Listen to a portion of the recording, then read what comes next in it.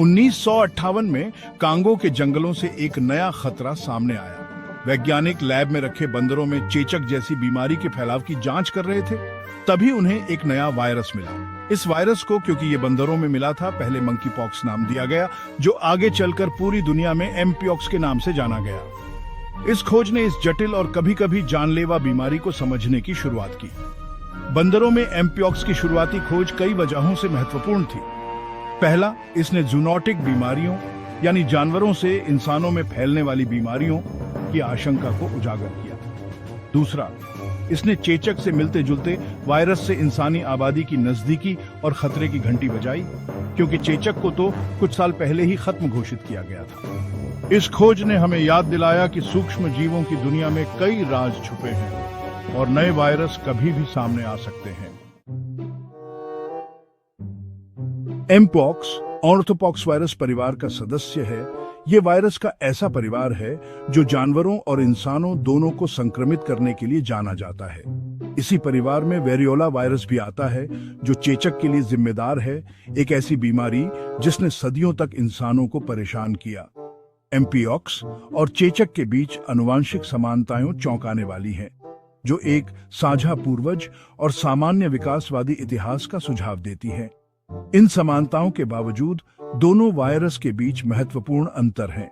चेचक बहुत ज्यादा संक्रामक और अक्सर घातक था, जिसके कारण दुनिया भर में टीकाकरण के प्रयासों से इसे खत्म कर दिया गया। एमपीऑक्स, हालांकि यह कम संक्रामक और कम घातक है, फिर भी यह एक महत्वपूर्ण स्वास्थ्य जोखिम है, खासकर उन क्षेत्रों में जहां स्वास्थ्य सेवाओं की सुविधा सीमित है। इन अंतरों को समझना प्रभावी जन स्वास्थ्य रणनीति विकसित करने के लिए महत्वपूर्ण है। एमपॉक्स का संचरण संक्रमित जानवरों या मनुष्यों के निकट संपर्क से होता है। जानवर, विशेष रूप से कृंतक और प्राइमेट, वायरस को आश्रय दे सकते हैं और इसे काटने, खरोंचने या शारीरिक तरल पदार्थों के संपर्क से मनुष्यों में फैला सकते हैं। इंसान से इंसान में संचरण जबकि कम आम है। श्वसन बूंदों, घावों के सीधे संपर्क या दूषित सामग्रियों के संपर्क से संभव है। कई रास्तों से फैलने की वायरस की क्षमता इसे एक सार्वजनिक स्वास्थ्य चिंता का विषय बनाती है, जबकि संचरण के लिए अक्सर लंबे समय तक निकट संपर्क की आवश्यकता होती है।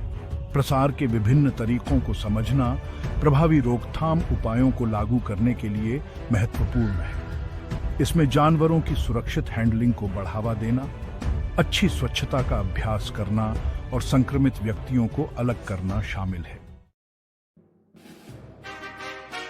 अपनी खोज के बाद के दशकों तक एमपीऑक्स काफी हद तक मध्य और पश्चिम अफ्रीकी देशों तक ही सीमित रहा। प्रकोप छिटपुट रूप से हुआ, मुख्य रूप से ग्रामीण समुदायों में वन्य जीवों के निकट संपर्क में। इन शुरुआती प्रकोपों ने वायरस के व्यवहार, संचरण पैटर्न और नैदानिक प्रस्तुति में बहुमूल्य अंतर्दृष्टि प्रदान की। अफ्रीका में मौजूदगी के बावजूद एमपीऑक्स को इन शुरुआती वर्षों के दौरान दुनिया भर में बहुत कम ध्यान मिला। सीमित संसाधन, अन्य संक्रामक रोगों की तुलना में रोग की अपेक्षाकृत कम मृत्यु दर के साथ अंतर्राष्ट्रीय स्तर पर इसकी उपेक्षा में योगदान दिया।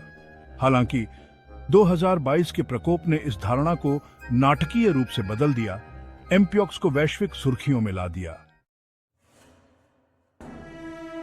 भाग 5, 2022 का प्रकोप, एक वैश्विक स्वास्थ्य चुनौती। 2022 में दुनिया ने एमपीऑक्स के एक अभूतपूर्व प्रकोप को देखा, जिसमें कई महाद्वीपों के 100 से अधिक देशों में मामलों की सूचना मिली। यह प्रकोप पिछले किसी भी प्रकोप की तुलना में काफी बड़ा और भौगोलिक रूप से अधिक व्यापक था, जो रोग के प्रति हमारी समझ और प्रतिक्रिया में एक महत्वपूर्ण मोड़ था। 2022 में एमपीऑक्स के तेजी से प्रसार में कई कारकों ने योगदान दिया।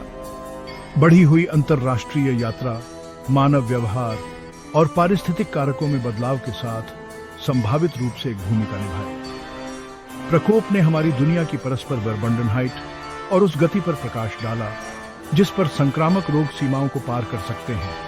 रोग निगरानी और प्रतिक्रिया में वैश्विक सहयोग की आवश्यकता को रेखांकित करते हैं। भाग 6, धारणाओं को बदलना, नामकरण और कलंक का महत्व। 2022 के प्रकोप ने बीमारी के नामकरण और इससे जुड़े कलंक के मुद्दे को भी सामने लाया।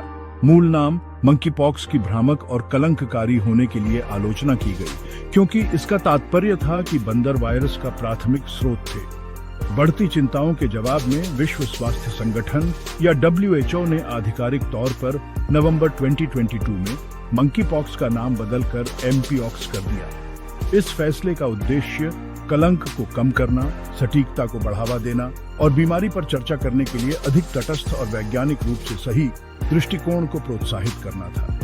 नाम परिवर्तन सार्वजनिक स्वास्थ्य संदेश में भाषा के महत्व के बारे में बढ़ती जागरूकता को दर्शाता है।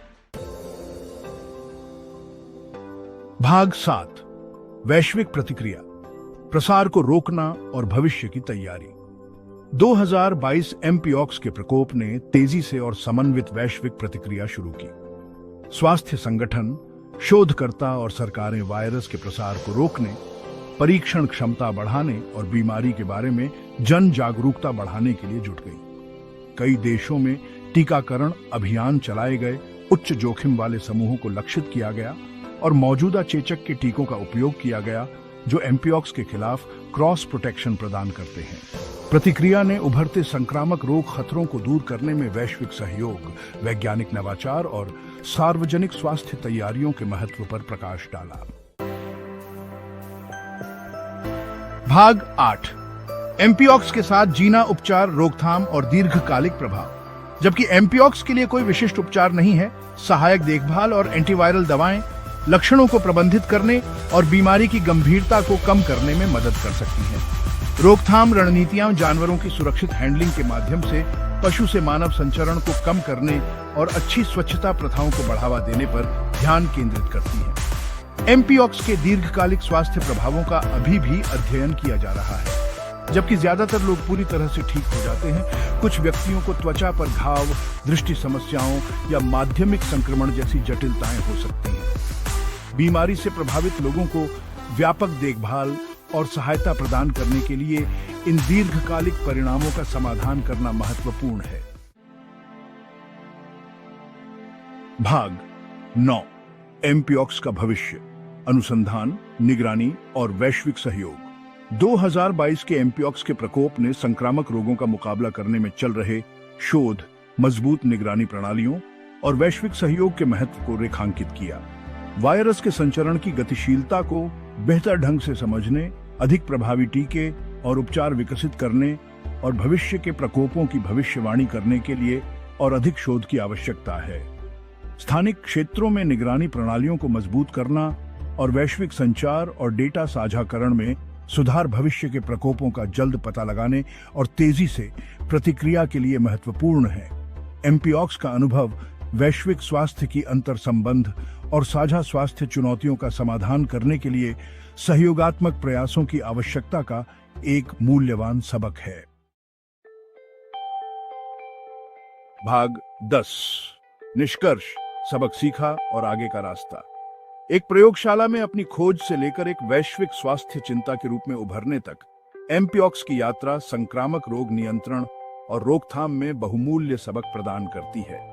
2022 के प्रकोप ने उभरते खतरों के समाधान के लिए वैज्ञानिक अनुसंधान, सार्वजनिक स्वास्थ्य बुनियादी ढांचे और अंतर्राष्ट्रीय सहयोग के महत्व पर प्रकाश डाला। जैसे जैसे हम आगे बढ़ते हैं, सतर्क रहना, अनुसंधान और निगरानी में निवेश करना और स्वास्थ्य सेवा और जानकारी तक समान पहुंच को प्राथमिकता देना महत्वपूर्ण है। अतीत से सीखकर और साथ मिलकर काम करके हम भविष्य की संक्रामक बीमारी चुनौतियों के लिए बेहतर तैयारी और प्रतिक्रिया कर सकते हैं, जिससे सभी के लिए एक स्वस्थ और सुरक्षित दुनिया सुनिश्चित हो सके।